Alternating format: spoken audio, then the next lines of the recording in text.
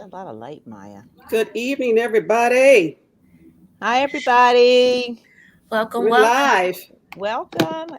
We're live and in color. As fashion exists, come on in the room. Come on in the room.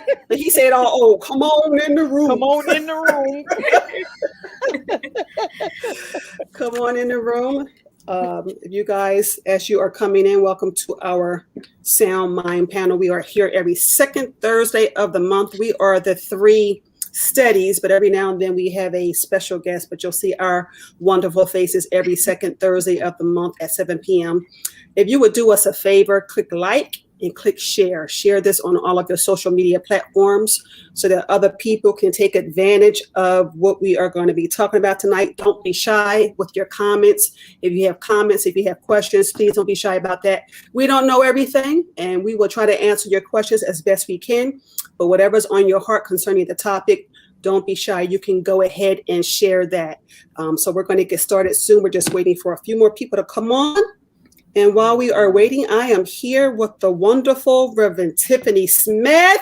Excuse me, Dr. Tiffany Smith. Please. Hold it down for the girls. Claim it. Hi, Ada. Hi, everybody. And Deacon Andrea LaBou. She was one of the first female deacons to be ordained at our church. So she is a groundbreaker. Again, we are here every second Thursday of the month at 7 p.m. Tonight, we're going to continue in a topic that we did last month, dispelling mental health myths. Dispelling mental health myths, because there's a lot of stuff out there that if you don't take time to research and kind of just find out for yourself, you'll walk away believing anything. Amen. This was a big topic. This was a big topic today. Everything I watched on TV had to do with mental health. I mean, from Good Morning America to the Tamron Hall show, all of them had to do with something with mental health. So because it's real. It's real. Mm-hmm. And one of the myths, since we're talking about that already, one of the myths of mental health is that that only a few people struggle with it. We know that's not true, right? Very. We all know people in our families, and maybe at some point in our lives, we have been the same way. To me, a mental health struggle is nothing more than it's not a weakness. In my opinion, it's not a weakness. Is that you are vulnerable in a different way. Yes. And we all go ahead, Reverend Tiffany. No, I said, go ahead, Deacon LaBou. That's it. Everybody's got something.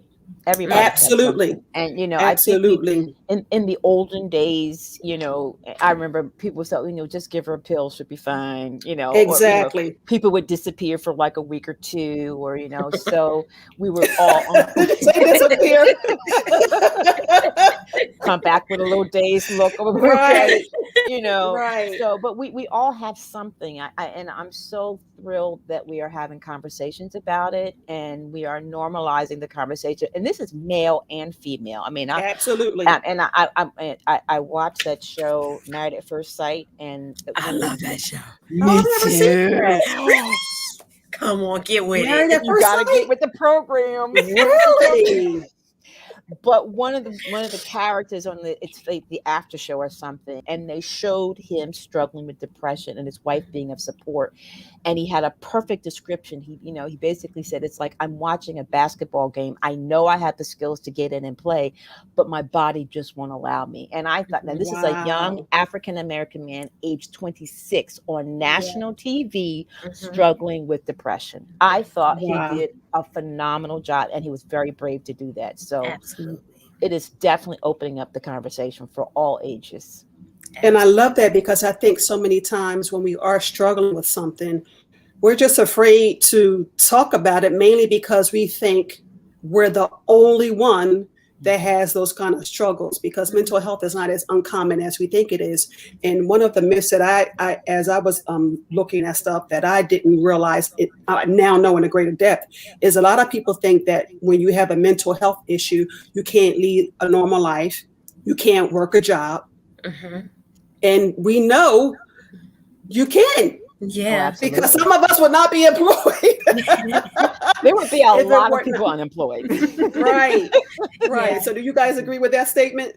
Yeah, and I think it's the word. Like, I think when you hear mental health issues, it automatically comes with the connotation of like, oh, you're not well, you can't be productive, you can't function.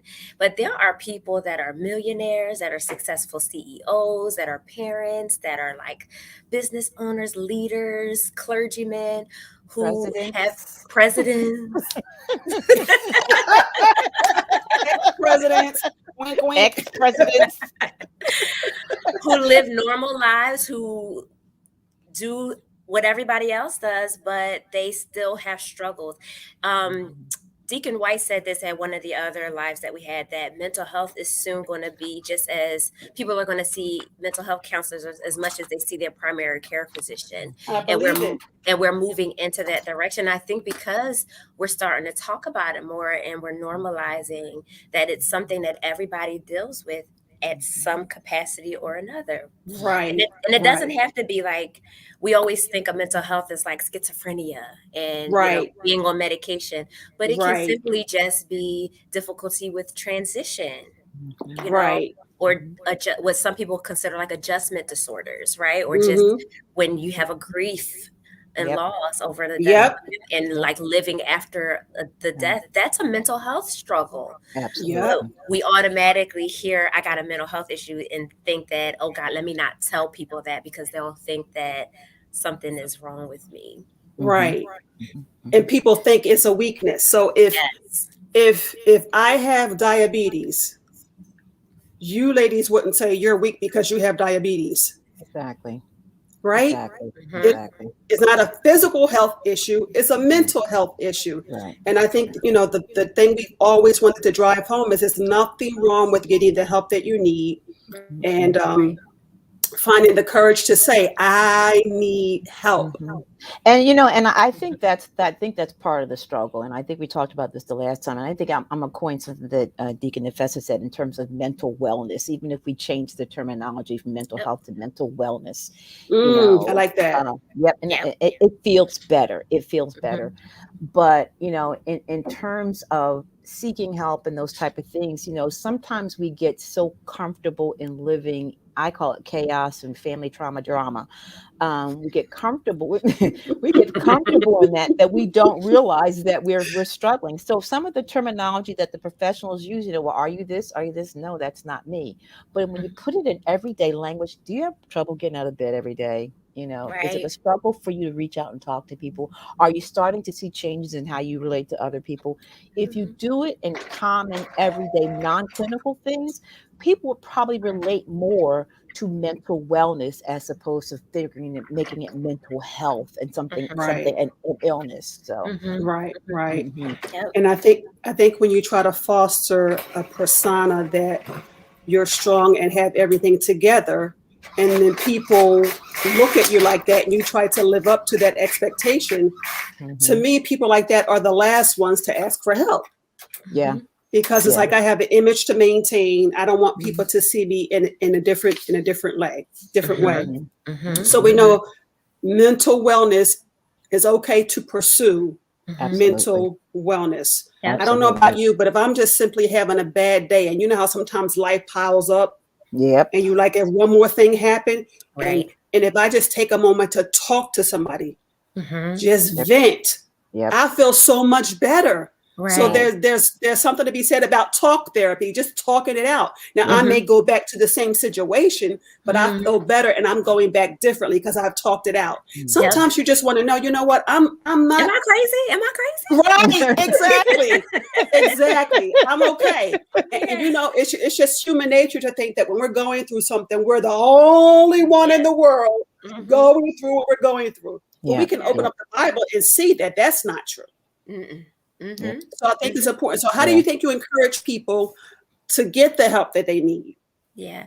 I think that KTB had a question, and I think that wait, who is it? Denise had a question. I think this starts that conversation of what to do, right? Okay. Can you explain imbalances that mental health individuals deal with? And I think this is where and then Patricia said mental health is such a broad spectrum, right? So I think because it's so broad, that people are not sure, when do I go get treatment? Do I get treatment because I have physical signs of mental health? Do I go because I can't function? But I think that's waiting too long. I think that's waiting too long. I think if you wait until you're like at a tipping point, and what I tell my clients is, please don't come to me when you're in crisis. Right. Like, don't wait that long. Don't wait until I have to call and get you hospitalized and then circle back and get therapy for you. Come prior to that, Right. And to explain the chemical imbalances, it depends on the situation. This is why mental health is so broad. Like, for example, children, right? Who are born with situations like autism spectrum disorder or things like that, or ADHD. That can be more chemical. It can be based on diet, things that they're eating, genetics, things that are passed down, family history of ADHD and anxiety disorders or things like that. What the mom ate when she was pregnant, maybe not, right? Brain chemistry and things like that. So it's so broad. So we would say any of those things should prompt you to go get an assessment. Any of those things, not just not categorizing, well, I'm not sick, or I don't feel crazy and I'm still able to go to school and work, so maybe I don't need help. No, you should still go. Right. You would feel a whole lot better talking to someone and getting an assessment rather than throwing it away and saying, you know what, I'm not them. I'm not hearing voices. I'm not seeing I'm not seeing things. Right. I'm still working every day. That may not be your indicator that you need help. It may be, like you said, Sister Deacon LeBeau, like it may be, I'm having trouble getting up. I'm a slow starter. I used to be able to get up and have all of this energy, and I noticed a decline in my energy levels. I noticed I'm sad every day. I noticed that I feel like I'm in my head and I'm not as productive as I used to be. I'm having difficulty focusing or concentrating. Well, that may to you be checkpoints that something's wrong. So take those as indicators for you in particular that it's time to go talk to someone or get evaluated. And and sometimes I work with clients that how do I say this, didn't know they were so unhappy until they were happy. Oh, wow. And that's a challenge because I said we get comfortable living in chaos. And if my life has always been a series of chaos or been traumatized, I don't realize it until I come out of it. And sometimes it takes someone that we love to help us to do that. Reverend T, when you're talking about some of those indicators, it could be something that I'm yelling at the kids all the time. Something like that was, what's going on with me where I'm having that relationship with my children that I feel as if I'm out of control. There's no shame in it. There's no embarrassment about it. It's just, you have to make a commitment to yourself that I want to live a fulfilled, happy, peaceful life and define for myself what that feels like. And then find a path to get there, whether it be working with a professional or, like Pastor P said, in terms of talk therapy or talking to someone and realizing I am not alone in this journey. Sometimes it could just be going to a support group and getting support. And sometimes it could be actually sitting with a clinician and getting some assistance. Yep. Absolutely. But I have found in my life that with people that it was apparent that they needed to start a mental wellness journey, that they don't see themselves, they're not objective enough about themselves to be able to say, I need help. So how do you get somebody that you see needs to go in that direction? How do you get them to see, especially when they're adults and you can't make them do it? How do you get them to see, look, and I'm going to support you in this, but we need to go get you some help. Because I think the average person is like, something simple. Somebody says, you have an attitude all the time. I ain't got no attitude. What you mean I got an attitude? You've been talking to my husband.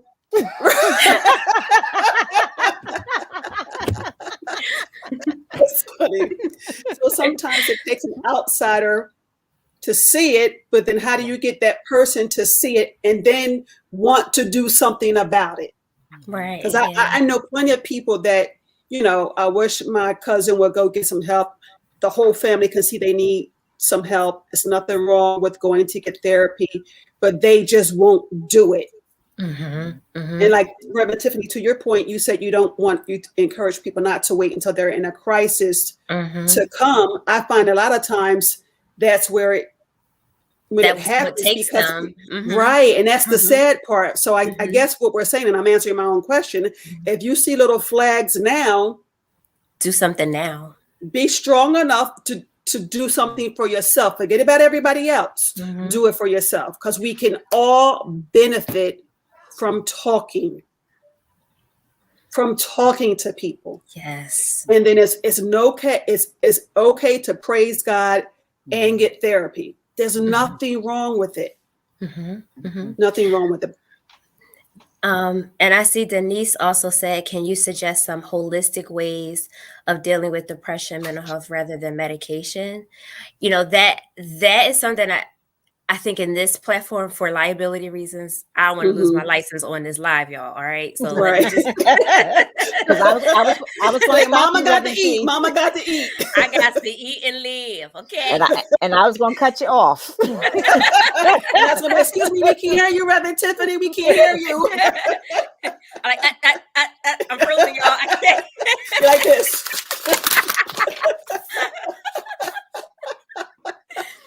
So let me give this disclaimer that I'm going to say this, but it is not to negate talking to a professional. Right. Okay. I'm not a psychiatrist or a physician. So take this from a grain of salt. Okay. I said it. It's recorded. We got it. I think that there are ways that you can do things individually to help with any kind of depression or anxiety, such as getting out in nature, right? So that works for some people, getting out into nature and having a meditative walk, doing yoga, exercising, taking multivitamins, getting your weight down, watching your sugar and fatty foods. Like there are very good ways to help kind of get your dopamine levels up and your serotonin, and watch out for all of cut out all of those medication needs. However, there are some people who absolutely need some kind of medication. Right. Because of a chemical imbalance. Right. Because there is a chemical imbalance, and that could be for different reasons, such as traumatic brain injury or a seizure disorder or epilepsy. So I would not tell that person to not take medications that their neurologist is telling them to take, because, their hallucinations. I think I'm frozen. I'm frozen. Are you? No, I think I'm good. No. Okay. Someone could be epileptic and have hallucinations or psychotic disorders that appear because of trauma. So it's definitely not a good idea for anyone to say, girl, just go for a walk. You ain't gonna need that, or pray, or use your faith and trust God and he'll take all that away. Like, yes, we have faith, but we got to be smart and listen to people that God puts in place to help us. Absolutely. When we're having those types of issues. Absolutely. Yeah. That's good. Because you're right. Some people just have a chemical imbalance. And from what I understand, sometimes our bodies are always changing. Yeah. So sometimes things can happen later in life. Like menopause. Right. It puts you in certain situations. So the bottom line is help is available for anybody that wants the help, that needs the help. And we just pray that people will be bold enough and courageous enough to know there's nothing wrong with having to pursue a mental wellness journey. Right. Nothing at all. Nothing at all. Sister Maya put something up there. Does somebody want to tackle that? Britney Spears. Britney Spears' father just stepped down as her conservator. What advice do you have for a family member when dealing with pushback from a loved one with mental illness or other family members? And that's what that's the point I made earlier. How do you help someone that doesn't want the help? And I hear people say, and this has some wisdom in it also. People will say, well, until they're ready to get the help. Yeah. Well, I think there's a balance. I think I've spent probably 23 out of my 25 years of working with people who don't want services. Okay. Wow. Okay. So, one of the things in terms of the initial conversation, of course, there's no judgment, number one. But I often ask them to envision the life they want to have. What do you want to have? And then where are you now? And then how do we bridge that gap? Or what do you admire in someone else's life that you don't have in your life right now? And then, of course, going through specifics, but, how do we get you from this point to that point and what needs to happen? So it begins with sort of a self-assessment of an honest assessment, of saying that things aren't where I want them to be. And once again, there's no judgment, because I think we could all sit down and name 10 things right off the top of our heads if we want our lives to be different. Yeah. Right. But in terms of, in terms of asking, someone to get help when they refuse to get help, that conversation often begins the same way.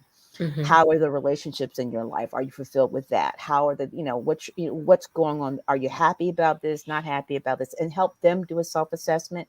It is a very tough situation when you have someone who is in the middle of a severe mental health psychosis, something going on. It's real. I've been there professionally. It's very difficult, very difficult. And this is where I often suggest people get supports. There are mental health screeners. There are organizations that you can go to if someone is really struggling, that you can get assistance where you can almost get an intervention done with the person. Because if they get to the point where they're not taking care of their needs, their daily needs, or they are a threat to themselves or someone else, that is crisis mode. That is crisis mode. So it's difficult, so you walk that path of how much do I suggest and how much do I insist. Right. Okay. And if you have to pull that insist thing out, you have to pull that insist power out. That's So good. that- I'm gonna use that that. is- Ooh, use that one. that insist thing consists of you doing exactly what for the person that is in crisis mode. Doing Yeah. what you That's doing you. what I'm sorry, go ahead. That's you calling somebody to kind of force their way into the person's life. It's not necessarily forcing your way into the person's life, but saying, and I'll give you an example. Say you have a married couple and one of the partners is really, really struggling and it's having an effect on the children. Okay. In order for us to move forward, we have to go to family council. We have to get involved. You see, that's when they insist, because sometimes you have to take a hard line. When it becomes to that level, sometimes you have to take a hard line and say, I care for you. I care about you. I love you. I don't want this for you or for our family. So I will help you and we will do this together, but this has to be done. Yeah. Yeah. And if it's someone like in crisis and it's like you need to do something now, then look, I'll pull a card in a minute. Like, I will take your keys. I don't have no problem. I don't have no problem. I will tell a client in a minute, you need to see a psychiatrist. I don't want to take medication. You won't be seeing me until you see the psychiatrist. That's right. It's a liability. And That's right. sometimes you got to pull those cards. I will give like this brief thing that when I was a therapist with substance abuse, we had what we call like the stages of change. And this is how you understand whether someone's ready to get help. And it starts off with what they call pre-contemplation, means the person is not contemplating change at all. They're like, nope, I'm not doing it. I'm not ready. Right. Then you just let them be, because you forcing them is not going to help them make the decision or even recognize that change is necessary. Because so you can encourage and drop seeds to tell them you might need to consider it, and then maybe something will switch. And that's what we call contemplation, where they say the person is in two minds, where they're starting to say, okay, maybe you're right. Maybe something does need to be done. Maybe I got to think a little harder about this and figure out what I need to be doing. Then we have preparation, where they go from being contemplating change to preparing for change. Like, okay, I'm going to make a call. let me grab my insurance card. Let me talk to someone. Let me go on Psychology Today and look at some therapists and see if there's someone that I think is a good fit. That's action. So the person goes from preparation to action, calling the therapist, setting the appointment, calling the doctor, making the phone call to a family member and saying, I need help. They go from action to maintenance. So I'm in treatment. I've made the phone call. Now I have to maintain the change that I'm learning and put to use the tools that are being given to me. But you got to know where people are in that cycle, and that's how you know how to help them. So if you see that they are willing, then you have an open door to make more suggestions if it's done the right way. Yeah. But some people are just not ready. And I think sometimes we want to force what we think they need onto them, but some people are not ready, and forcing them is only going to keep them backing up out of the door. Right. It has to come the right way from the right person at the right time. So timing is everything, because my thinking is if somebody's an adult and you're doing all the pre, the post, all that stuff, and they finally get to kind of out of being pressured, okay, I'll go, and let's just say they need medication. That's part of their journey. You can't open their mouth and make them take the medication. They still have to do that on their own. So you kind of, you kind of have to walk a fine line, I think, because you don't want to push them away, but at the same time, you want to lead them to the wellness that they can have. Yeah. And it's not, and some people are not professionals, and they try to suggest things that they don't know that the person even needs yet. So it may not be your place to tell that person that they need medications if they haven't even been evaluated yet. And maybe that's not what they need. And so we could turn someone off by creating this judgment, like, you need medicine. What? Like, how do you know? Since when did you get a license in psychiatry? You know what I mean? Yeah. And that might make the person even more sick. So now you're judging me, right? Now you know. So now I'm really turned off. You know, what do you think about me that you're making that suggestion? Well, I'm just saying you off. That is not the approach we want, right? That is not it. Please don't do that to these folks out here. They're like, you just you off. Right. Because sometimes it could be something physical. Right. Now in this COVID environment, is help as available now as it was pre-COVID? I think it's more. I agree. I think it's more too. And it's a lot more. It's a lot more convenient. I mean, you can do telehealth, all that stuff now. That wasn't. It was probably available, but not as readily available as it is now. So I think I agree with Reverend T. It's definitely easier. There's more available, I would say. Yeah, because people are not having to travel to get back and forth. Like, I have clients coming from all over now. Yeah, that wasn't the case before. It was in the area, but now people are clicking on Psychology Today and contacting us from all over New Jersey that never would come to this office before. So I think therapy and doctors' offices are trying their best to be flexible and open up opportunities for people to get care that wasn't available before. So this is a good time for people to take advantage of services, and they don't even got to go to the office, so they don't have the shame, quote unquote, or the embarrassment of being seen by certain people. Nobody got to know. Now you don't even have to be seen, except for the person looking right at you. So you don't have to worry about if the receptionist knows you or the person. Okay, gotcha. Right. So another myth is that mental health issues are permanent. Do we agree? Not necessarily. It depends. I think it depends. Right. It depends on what it is. Like, let's say it is something. So some of them I think can be managed, but they may not be. They may always be with us. Okay. Like people who are like someone who has a genetic history of grandfather, dad, and son all have ADHD. Right. You know what I mean? Things like that, or anxiety disorder. A lot of anxiety issues are brain, like body chemistry. Right. Right. So they may Right. have like the shakes, like they shake and they have like Mhm. the nervous energy, Mm-hmm. Mhm. and there's ways to manage that, whether Yep. through medication or therapy or coping Right. skills or things that they do to help keep themselves calm, like uh, meditation and things like that. Mm-hmm. But Mhm. sometimes people require medication, sometimes they don't. Yeah. And they may always be an anxious person, but they Right. learn ways to manage To it. Right. to make themselves calm down. Right. Right. They Right. learn techniques and tools to help calm themselves down. Just like people are prone to depression. Some people, Mhm. Mm-hmm. that's for some, there is like just normal depression where sometimes you feel gloomy. And I think everybody goes through that at times. Mhm. Mm-hmm. And Mhm. then there's clinical depression where Mm-hmm. someone Right. may require additional support because they tend to have like Mm-hmm. suicide attempts and things like that and need medication to help with the balance of their emotions. So it doesn't have to stay with us depending on, I think, what it is.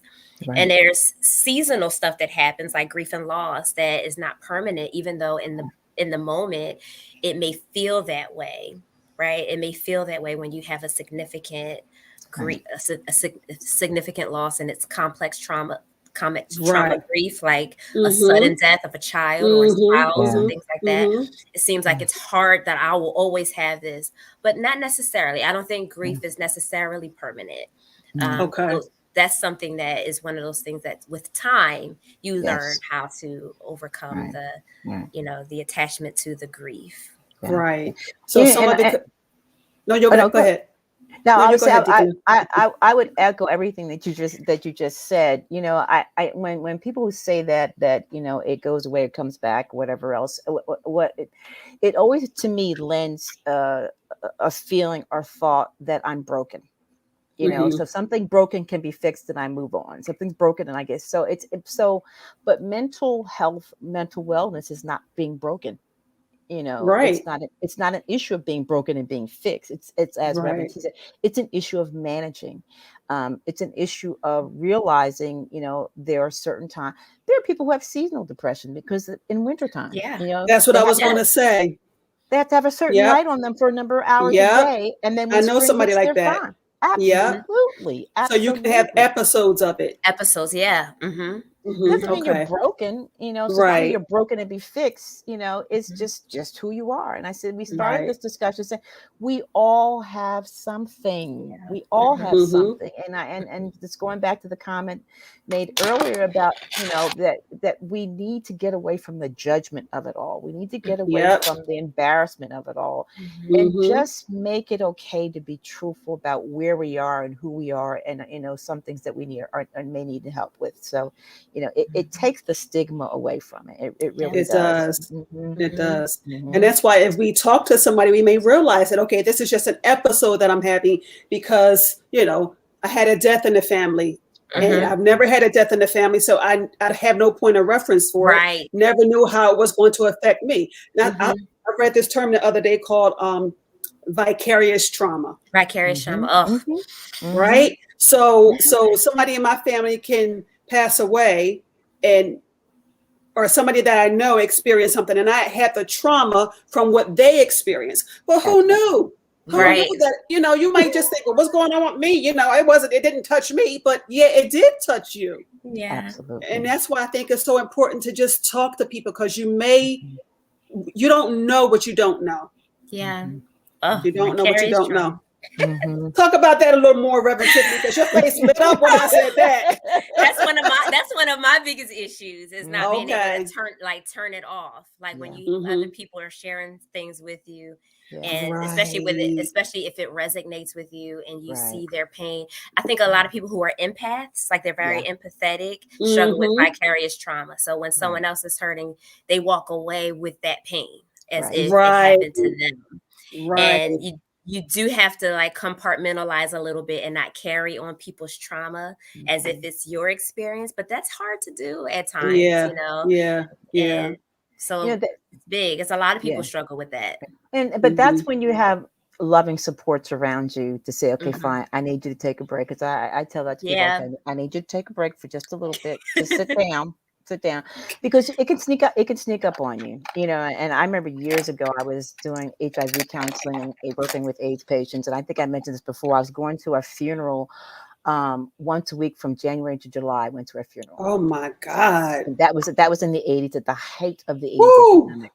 Wow. And it was just traumatic. These were people that I had relationships with, was counseling and so forth. And, I would come home, my husband, "You're fine." "No, I'm good. One day Yep. I dropped a spoon on the floor and just exploded. Yep, So one little thing, right? That's my favorite spoon. Why you have to drop?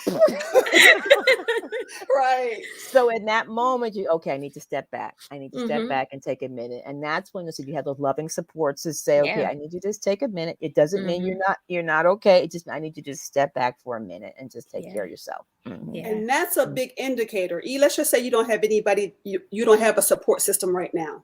Yeah. If you know little things set you off and they didn't used to bother you before, something might be going on. Yeah. Yeah. Something simple. Send you a 900. That's a good indication. So I think we all, for mental wellness period, have to know when to back up and reset. And I don't care how busy you are. I don't care how much work you have. If you're not well, the work is not going to get done.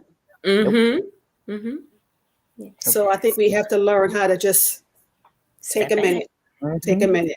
But what advice would you give to people that have children? Single mother, 3 kids. How does she take a break or reset when her life is so full? It's hard. It is hard. It is hard. It's hard. Reverend Tim, let you start because you got 2 little ones. It's hard. Like, you gotta find. I always tell my moms, like, sometimes you just gotta find pockets of solitude. I was like, girl. So I'll tell them, like, when I have moms like that in therapy, I'm like, girl, get you some Chick-fil-A. Don't go in the house. Stay in the car. And they be cracking up laughing. I'm like, girl, stay in the car. Go to the lake. Like, eat there. Don't share no fries. They be busting out laughing. I'm like, but you got to do it. Like, go get you a milkshake and go take it to the park bench and just be like, even if it's just 15, 20 minutes. I don't care if it's 15. Like, when you pull out of the drive-thru, go in a parking spot and just stay there. Eat your food and don't feel guilty about it. And don't feel guilty about it. Don't be like, let me save a little bit. Like, no, drink it. Right. Drink all of it. Go. Like, don't. Look, so what? Your stomach gonna hurt later. You'll be all right. Yeah. And sometimes you got to find time. Find time for you. However. And and it's really, really, really difficult. Really difficult. And I remember, I think I shared this with you before. When my kids were small, I was home with them and it was like, okay, I can't do this.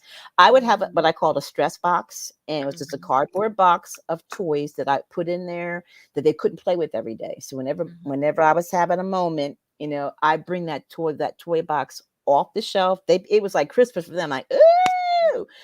They would sit and play for like 10, 15 minutes. I'm like, okay, I'm good. Okay. Put the toys right back in the box and put it on the shelf. So that was my stress reliever. So they didn't, and it was just enough for me to reset. Yes. And that's what we're not good at. We don't take the time to reset. We just go, and then we explode. We have to press the reset button from time to time. And you'll realize sometimes it may not be that long of a period. Like Reverend T said, just sitting and enjoying your Chick-fil-A in the parking lot. And it helps. Right. Yeah, it helps a lot. Sometimes you feel like you're going to explode, like the monotony, especially of being like a single parent and doing the same thing every day, and remembering that as you're doing that, you're not getting time for yourself. It can breed a lot of frustration just with your life. Like, it feels like your life becomes a burden, and you don't want to feel that way. So it's like, at times you got to take a step back, like Reverend Prescott said, and just like, let me do something to just reset, right? Let me do something to take a step back. I'm at home yesterday and I'm like, Olivia, if I read Peppa Pig and the Lost Christmas List one more time, and she's like tiptoeing with her book behind her back, like, and I'm like, and I felt like my nostrils flare up, like, I can't do it. Like, I can't do it. I'm gonna snap if I read this book one more time. So I was like, Olivia, you want to go see a Julian or read it to you? And please, please. And she was like, Right. okay. She was like, no, I want to take my game downstairs. I was like, okay, go, Okay. go, Good. Mhm. Go. go. Goodbye. Right. Goodbye. And I'm like, So that gave you 10 minutes, right? I can't do it. Yeah. But you got to know when Yeah. you're like I'm at my Yeah. wits. And I think sometimes when it comes to, here's one thing when we're talking about mental health that I think is important is there was a time in history where women just kind of grit and bared it and did, and people in general, men, like they worked, they had 12 kids, 15 kids, and, and they worked every day, 5, 6, 7 jobs, didn't complain about it, just did it like it was that they just did it. But they struggle. And I think it's something we don't talk about is Yep. how many of them kicked the dog when they came home or were Yep. drinking Yep. and Yep. and I think that now people, it maybe the mental health is a little considered taboo and political now because we're talking about it more, but I think we need to, so we don't repeat some of those same things of go, and then take it out on people and explode and die early of heart disease. We need to kind of come away from that now, and be honest that I'm struggling. I can't do this. I don't want to do this every day. And you're right, Deacon LeBou, like press the reset and figure it out, because nobody wants to go back to that. No. Nobody wants to go back to that. No. And so, and I okay, go ahead, Reverend. No, go ahead, Deacon LeBou. We keep doing that. You go. No, you go. You know what I was going to say, because Reverend T, when I hear you say, just keep going, I hear suppress. Yes.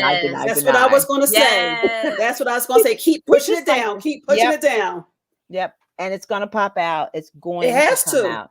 And everything in you got to come out, right? Yep. And a lot of people are in therapy now because they had parents who suppressed, denied, and just kept going. So I always say, give yourself the gift of the best life and the best version that we can be of ourselves. Right. And that gift then translates to relationships with our children, relationships with our spouses, and then our friends and all of that. Reverend Prescott, you said this, and I use this in therapy all the time in this message that you gave at Bible study before the pandemic, where you said pain has buoyancy, and that just and I was like, somebody likes something I said. I was like that one. That sometimes when you're at the beach and you take the little ball and you push it down and you can sit on top of it, but it will always comes back up. Yeah. It always comes. So when we try to push those issues aside, no, I'm all right. I'm okay because I'm Superwoman and I handle everything and I handle everybody else's problems, and we keep pushing it down. And I think that's why the worst thing you can say to somebody when they're opening up to you is, you shouldn't feel that way. Yes. Or you're fine. That is you're fine. Ain't nothing wrong. You'll be all right. You'll be okay. You'll be all right. No, we can't minimize the feelings that people are having because we're already dealing with the stigma of it. And then you're telling me, you shouldn't feel that way. Well, I do feel that way. And I'm saying it for a reason. Right. So now you just put more pressure on me because you're telling me. So you think I'm going to talk to anybody else? I'm more likely to just keep pushing it down. And then when I drop the spoon, the whole house in trouble. You know what I'm saying? That's not where we want to be. That is not where we want to be. So let's end with this last topic point. Is mental health becoming an excuse? We saw a lot going on with Simone Biles, and everybody had their opinion about, her dropping out because she wanted to protect her mental health. Everybody had their opinion about that. Is mental health, in your opinion, becoming an excuse and using Simone Biles as an example or as an exhibit A? What do you think? I have a quote here that she said, "I'm still struggling with some things, and it just sucks when you're fighting with your own head." And she was saying that I think that they were saying in this article in the New York Times that people don't realize that athletics is also a mental sport. And right. And she was saying that she felt like she wasn't at her best and she was making mistakes in training that's not like her because she said she was having a mental block. And I think she had a fear that if she kept going at the same rate, she would really injure herself trying to compete because she wasn't there mentally. And you have to have all of those things working together. Right. And I think some people will look at her and say, girl, like, this is what you built for. Get up there on that vault and do your thing. And but you got to know yourself and not be afraid. And I thought it was very courageous of her to say, yes, child, I'm gonna kill myself and break my neck up there trying to do this vault. right, You know, because I know what it takes and what it requires to do these very dangerous spins up in the air. You do it. You know, when you're not thinking straight and your head is not in the right place. Like, right. not like for y'all, no, I gotta live after this. After Right. I'm old and gray and dusty and I'm not an athlete anymore. You know, old, gray, and dusty. Did you have to do it? Well, I gotta be dusty. I can't be old and gray. Gotta be dusty too. Right. Who's gonna be wheeling me around because I can't walk no more? Right. Right. Two words I was thinking about when you said that: pressure and perfectionism. Yes. Those two right there. Yep. Will kill you if you let it. Pressure and perfectionism. Yep. You know?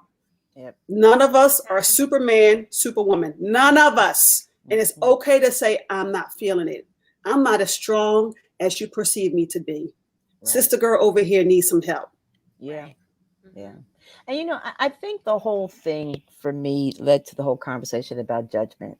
You know, particularly, you know, someone in the public light, you don't know what they're dealing with. Now, I think her aunt died like while she was there 2 days before she got there. You don't know what relationship she had with her aunt. So we don't know all the in or outs, you know, but I think we just have to step away from the judgment, you know, until you walk in my shoes, then you can't judge me at all. And I'm not there to judge anyway. So we have to get away from that. We can't understand it. We don't have it, but it's not for us to understand, you know, and going back to your point, you know, Reverend Prescott, perfectionism, there's nothing in no imperfect except Jesus. Okay. All right. And none of us are him last time I checked. So we have to get away from that. And that's what makes it political. That's what makes it to the point where we don't want to talk to anybody or be transparent because of the criticism that comes along with it. So whether you have an opinion about, you know, Simone or not, it doesn't matter. Who are we to judge her decision? Who are we to judge and say, well, she really wasn't sick? Who will say anything about it? You know, so just let people be who they are. Stay in your lane and manage your own life. You know, and try and be as empathetic as we can to others around us, you know, and this is particularly for the body of Christ, you know, because it's very difficult sometimes, you know, being in church because we're supposed to be holy, sanctified, and saved and not have a problem. And especially if you have a title. Especially if you have a title, you better not ever be crying. I'm crying because I just cut some onions. What's going on with you? Why you got people, we are all human. Absolutely. Absolutely. And it's easy to say that some like, oh, they just being sensitive, but you know, I don't know if you just because someone is in the public doesn't mean that they don't have struggles. But you know, people dehumanize you. They dehumanize you as if you're in this box, so you should know how to handle that. But if you've never been there, then we can't really say what they should be doing in that situation.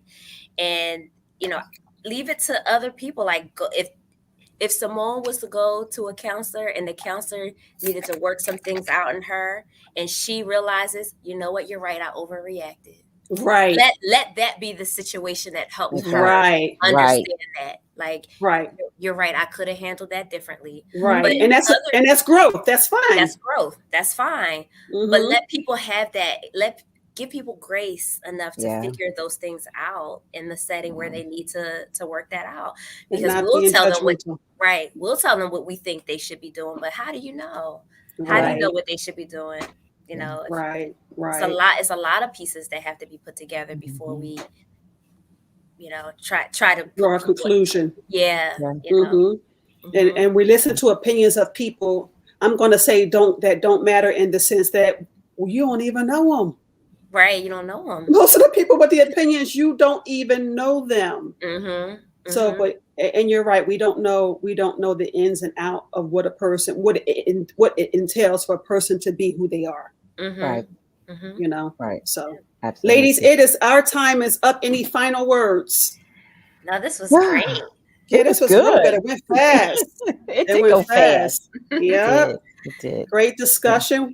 We're going to come back and do it again, of course. We'll be back the second Thursday in September, which is September 9th. Mark your calendars. Make sure you're here.